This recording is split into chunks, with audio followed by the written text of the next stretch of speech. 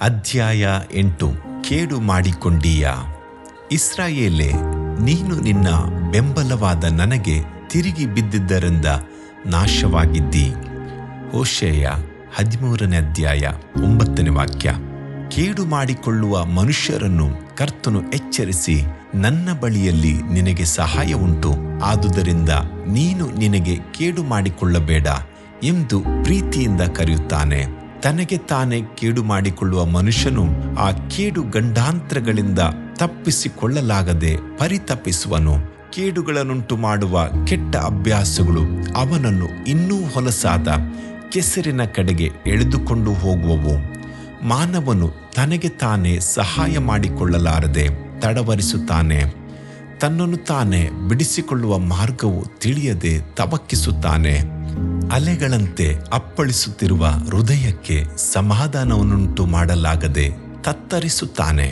ಆದುದರಿಂದ ಕರ್ತನು ನೇರವಾಗಿ ತನ್ನ ಪ್ರೀತಿಯ ಕರಗಳನ್ನು ನಿನ್ನ ಕಡೆಗೆ ಚಾಚಿ, ನಾನು ನಿನ್ನ ಸಹಾಯಕನು, ನಾನು ನಿನಗೆ ಸಹಾಯ ಮಾಡುತ್ತೇನೆ, ನಾನು ನಿನಗೆ ಜೀವವನ್ನು ಕೊಟ್ಟವನು, ಸದಾಕಾಲವು ಜೀವದಿಂದಿರುವ ಕರ್ತನು, ನೀನು ನಿನಗೆ ಕೇಡು ಮಾಡಿಕೊಳ್ಳಬೇಡ ಎಂದು ಪ್ರೀತಿಯಿಂದ ಕೈಚಾಚಿ ಕರೆಯುತ್ತಾನೆ. ಹೆಮ್ಮೆಯಿಂದ ಕೇಡು. ಅನೇಕ ಕೇಡುಗಳಿಗೆ ಕಾರಣ ಹೆಮ್ಮೆ. ಕರ್ತನು ಒಬ್ಬ ಮನುಷ್ಯನನ್ನು ಆಶೀರ್ವದಿಸುವಾಗ ಅವನು ಹೆಮ್ಮೆ ಪಡುತ್ತಾನೆ, ಅಹಂಕಾರ ಪಡುತ್ತಾನೆ. ಅನಂತರ ದೇವರನ್ನೇ ಮರೆತು ಹೆಮ್ಮೆಯಿಂದ ಜೀವಿಸುತ್ತಾನೆ. ಸತ್ಯವೇದದಲ್ಲಿ ಇದಕ್ಕೊಂದು ಒಳ್ಳೆ ಉದಾಹರಣೆ ರಾಜನಾದ ಉಜ್ಜೀಯನು. ಆದರೆ ಅವನು ಬಲಿಷ್ಠನಾದ ಮೇಲೆ ಗರ್ವಿಷ್ಠನಾಗಿ ಭ್ರಷ್ಟನಾದನು. ತನ್ನ ದೇವರಾದ ಯೆಹೋವನಿಗೆ ದ್ರೋಹಿಯಾಗಿ ಧೂಪವೇದಿಯ ಮೇಲೆ ತಾನೇ ಧೂಪ ಹಾಕಬೇಕೆಂದು ಯೆಹೋವನ ಆಲಯದೊಳಕ್ಕೆ ಹೋದನು. 2 ಪೂರ್ವಕಾಲ ವೃತ್ತಾಂತ 26:16. ಆ ಸಮಯದಲ್ಲಿ ದೇವರು ತನ್ನ ಸೇವಕರಾದ ಯಾಜಕರ ಮೂಲಕವಾಗಿ, ನಿನಗೆ ಕೇಡು ಮಾಡಿಕೊಳ್ಳಬೇಡ, ಕರ್ತನಿಗೆ ಧೂಪ ಹಾಕುವುದು ನಿನ್ನ ಕೆಲಸವಲ್ಲ ಎಂದು ಎಚ್ಚರಿಸಿ ನೋಡಿದರು. ಆದರೆ ಅವನ ಅಹಂಕಾರವು ಅವನು ದೇವರ ಮಾತಿಗೆ ಕಿವಿಗೊಡದ ಹಾಗೆ ಮಾಡಿತು. ಉಜ್ಜೀಯನ ಮುಂದಿನ ದಿನಗಳು ಬಹಳ ಕೆಟ್ಟದಾಗಿತ್ತು. ಅವನು ಕುಷ್ಠರೋಗಿಯಾಗಿಯೇ ಇದ್ದು ಹಾಗೆಯೇ ಮರಣ ಹೊಂದಿದನು. ಅಹಂಕಾರ, ಹೆಮ್ಮೆ ಎಷ್ಟು ಕೇಡನ್ನುಂಟು ಮಾಡುತ್ತದೆಂಬುದನ್ನು ತಿಳಿಯಿರಿ. ನೆಬೂಕದ್ನೆಚ್ಚರನು ಸಹ ತನ್ನ ಹೆಮ್ಮೆ ಅಹಂಕಾರದಿಂದ ತನ್ನ ಉನ್ನತ ಸ್ಥಾನವನ್ನು, ಮಹಿಮೆಯನ್ನು ಕಳೆದುಕೊಳ್ಳುವ ಪರಿಸ್ಥಿತಿ ಉಂಟಾಯಿತು. ನಿಮಗೆ ಆ ಚರಿತ್ರೆ ಗೊತ್ತೇ? ಬಾಬಿಲೋನ್ ದೇಶದಲ್ಲಿ ಕರ್ತನು ಅವನನ್ನು ಉನ್ನತಿಗೆ ತಂದನು. ಬಂಗಾರದ ತಲೆ ಎಂದು ಹೇಳಲ್ಪಡುವಷ್ಟರ ಮಟ್ಟಿಗೂ ಅವನು ಆಶೀರ್ವಾದದ ಮೇಲೆ ಆಶೀರ್ವಾದ ಹೊಂದಿದನು ಮತ್ತು ಜಯದ ಮೇಲೆ ಜಯವನ್ನು ಹೊಂದಿದನು. ಆದರೆ ಅವನು ಉನ್ನತ ಸ್ಥಿತಿಗೆ ಬಂದಾಗ ಅವನು ಗರ್ವಿಷ್ಠನಾದನು. ಅವನು ಬಾಬಿಲೋನ್ ದೇಶದ ಅರಮನೆಯ ಮೇಲೆ ಸಂಚರಿಸಿ, ಇದು ನನ್ನ ಶಕ್ತಿ ಪರಾಕ್ರಮದಿಂದ ರಾಜ ನಿವಾಸಕ್ಕಾಗಿ ನಾನು ಕಟ್ಟಿಸಿಕೊಂಡಿರುವುದು, ಈ ಮಹಾಪಟ್ಟಣವಾದ ಬಾಬೇಲ್ ಎಂದು ಕೊಚ್ಚಿಕೊಂಡನು. ದಾನಿಯೇಲ 4ನೇ ಅಧ್ಯಾಯ 30ನೇ ವಾಕ್ಯ. ಮುಂದಿನ ದಿನಗಳಲ್ಲಿ ಈ ನುಡಿಯು ನೆಬೂಕದ್ನೆಚ್ಚರನಲ್ಲಿ ತಕ್ಷಣವೇ ನೆರವೇರಿತ್ತು. ಅವನು ಮನುಷ್ಯರೊಳಗಿಂದ ತಳ್ಳಲ್ಪಟ್ಟು ದನಗಳಂತೆ ಹುಲ್ಲು ಮೇಯುತ್ತಾ, ಅವನ ಕೂದಲು ಹದ್ದುಗಳ ಗರಿಯಂತೆಯೂ ಅವನ ಉಗುರು ಹಕ್ಕಿಗಳ ಉಗುರಿನ ಹಾಗೆ ಬೆಳೆದವು. ದಾನಿಯೇಲ 4:33. ನೋಡಿದಿರಾ, ಅಹಂಕಾರವು ಮನುಷ್ಯನನ್ನು ಎಂಥ ಹೀನ ಸ್ಥಿತಿಗೆ ತರುತ್ತದೆ. ಹಾಗೆಯೇ ಫರಿಸಾಯರನ್ನು ನೋಡಿರಿ. ಅವರಲ್ಲಿಯೂ ಹೆಮ್ಮೆ ಅಹಂಕಾರವಿತ್ತು. ತಮ್ಮ ಭಕ್ತಿಯ ಬಗ್ಗೆ ಅವರಿಗೆ ಹೆಮ್ಮೆ ಇತ್ತು. ಇದರಿಂದ ಅವರು ತಮಗೆ ತಾವೇ ಕೇಡನ್ನು ಬರಮಾಡಿಕೊಂಡರು.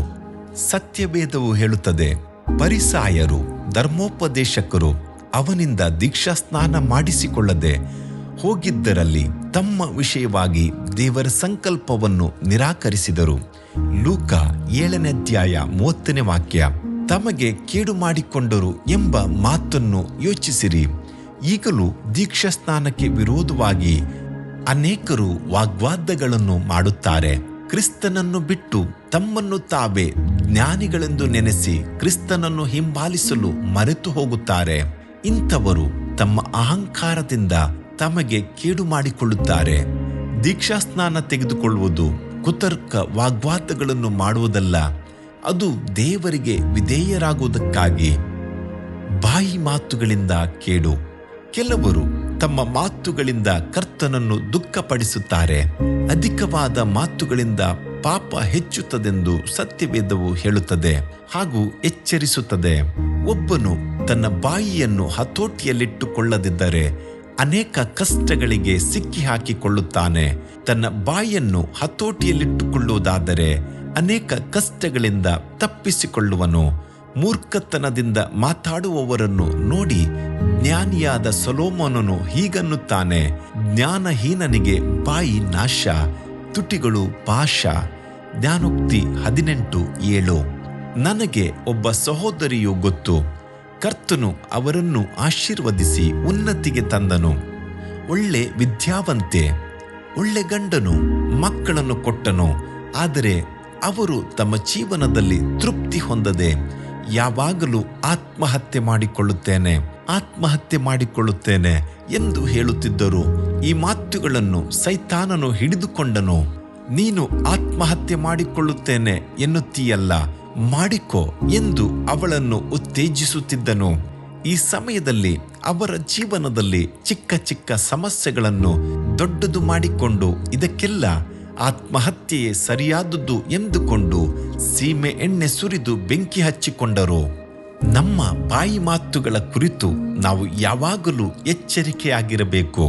ಮನುಷ್ಯನು ಮಾತಾಡುವ ಪ್ರತಿಯೊಂದು ಮಾತುಗಳಿಗೂ ನ್ಯಾಯ ತೀರ್ಪಿನ ದಿನದಲ್ಲಿ ಲೆಕ್ಕ ಒಪ್ಪಿಸಬೇಕು ಎಂದು ಸತ್ಯವೇದವು ಎಚ್ಚರಿಸುತ್ತದೆ. ಕೆಲವರು ಸೇವೆಯನ್ನು ಕುರಿತು ಅಗತ್ಯವಿಲ್ಲದ ಮಾತುಗಳನ್ನಾಡಿ ತಮಗೂ ತಮ್ಮ ಮಕ್ಕಳಿಗೂ ಶಾಪಗಳನ್ನು ಕೇಡುಗಳನ್ನು ಬರಮಾಡಿಕೊಳ್ಳುತ್ತಾರೆ. ಮಾತನಾಡುವುದಕ್ಕೆ ಎಷ್ಟೋ ಒಳ್ಳೆ ವಿಷಯಗಳು ಇರುತ್ತವೆ, ಮಹಿಮೆಯಾದ ಕಾರ್ಯಗಳು ಇರುತ್ತವೆ. ಕರ್ತನನ್ನು, ಆತನ ಮಹಿಮೆಯನ್ನು ಕುರಿತು, ಕಲ್ವಾರಿಯ ಪ್ರೀತಿಯನ್ನು ಕುರಿತು ನಾವು ದಿನೇ ದಿನೇ ಮಾತನಾಡುತ್ತಿದ್ದರೂ ಮುಗಿಯುವುದಿಲ್ಲ. ಅದು ಅಷ್ಟು ಕೃಪೆಯುಳ್ಳದಾಗಿರುತ್ತದೆ. ದೇವ ಮಗುವೆ, ನೀನು ಮಾತನಾಡುವುದಾದರೆ ಅಭಿಷೇಕದ ಮಾತುಗಳನ್ನೇ ಆಡು. ಕರ್ತನ ವಾಗ್ದಾನಗಳನ್ನು ಕುರಿತು ಮಾತನಾಡು. ವಿಶ್ವಾಸಿಗಳನ್ನ ಉತ್ಸಾಹಪಡಿಸುವ ವಿಶ್ವಾಸದ ಮಾತುಗಳನ್ನು ಆಡು. ಎಂದಿಗೂ ನಿನಗೆ ಕೇಡುಂಟಾಗುವ, ಉರಿಗೊಳ್ಳುವ ಕೋಪದ ಮಾತುಗಳನ್ನು, ದೂಷಿಸುವ ಮಾತುಗಳನ್ನು, ಅವಲಕ್ಷಣದ ಮಾತುಗಳನ್ನಾಡಬೇಡ. ಐಶ್ವರ್ಯದಿಂದ ಬರುವ ಕೇಡುಗಳು. ಕೆಲವರು ವಸ್ತುಗಳನ್ನು ಸಂಪಾದಿಸಬೇಕು ಎಂಬುದಕ್ಕಾಗಿ ತಪ್ಪಾದ ಮಾರ್ಗಗಳಲ್ಲಿ ಹೋಗಿ ಹಣ ಸಂಪಾದಿಸಿ ಅದನ್ನು ಕಾಪಾಡಿಕೊಳ್ಳುವ ಮಾರ್ಗ ಕಾಣದೆ ಹಲವಾರು ವೇದನೆಗಳಿಂದ ತಮ್ಮನ್ನು ತಿವಿಸಿಕೊಳ್ಳುತ್ತಾರೆ. ಐಶ್ವರ್ಯವು ಅಗತ್ಯವೇ ಹೌದು, ಆದರೆ ಆ ಐಶ್ವರ್ಯವು ದೇವರ ಚಿತ್ತದಂತೆ ನಂಬಿಕೆಯಿಂದ ಕರ್ತನಿಂದ ಬರುವ ಐಶ್ವರ್ಯವಾಗಿರಲಿ. ಏಕೆಂದರೆ ಸತ್ಯವೇದವು ಹೇಳುತ್ತದೆ, ಲೋಕದಲ್ಲಿ ಕೇವಲ ಈ ದುರಾಶೆಯನ್ನು ನೋಡಿದೆನು. ಆಸ್ತಿವಂತನು ತನ್ನ ಆಸ್ತಿಯನ್ನು ಕಾಪಾಡುವುದರಲ್ಲಿಯೇ ಕೊರಗುತ್ತಿರುವನು. ಪ್ರಸಂಗಿ 5:13. ಅಪೊಸ್ತಲನಾದ ಪೌಲನು ಎಚ್ಚರಿಸುತ್ತಾನೆ, ಐಶ್ವರ್ಯವಂತರಾಗಬೇಕೆಂದು ಮನಸ್ಸು ಮಾಡುವವರು ದುಷ್ಪ್ರೇರಣೆಂಬ ಉರ್ಲಿನಲ್ಲಿ ಸಿಕ್ಕಿಕೊಂಡು ಬುದ್ಧಿ ವಿರುದ್ಧವಾಗಿಯೂ ಹಾನಿಕರವಾಗಿಯೂ ಇರುವ ಅನೇಕ ಆಶೆಗಳಲ್ಲಿ ಬೀಳುತ್ತಾರೆ. ಇಂಥ ಆಶೆಗಳು ಮನುಷ್ಯರನ್ನು ಸಂಮಾರನಾಶನಗಳಲ್ಲಿ ಮುಳುಗಿಸುತ್ತವೆ. 1 ತಿಮೋತಿ 6:9 ಮತ್ತು 10 ದೇವಮಗುವೆ, 1 ನಿಮಿಷ ನಿನ್ನನ್ನೇ ನೀನು ಪರೀಕ್ಷಿಸಿಕೋ.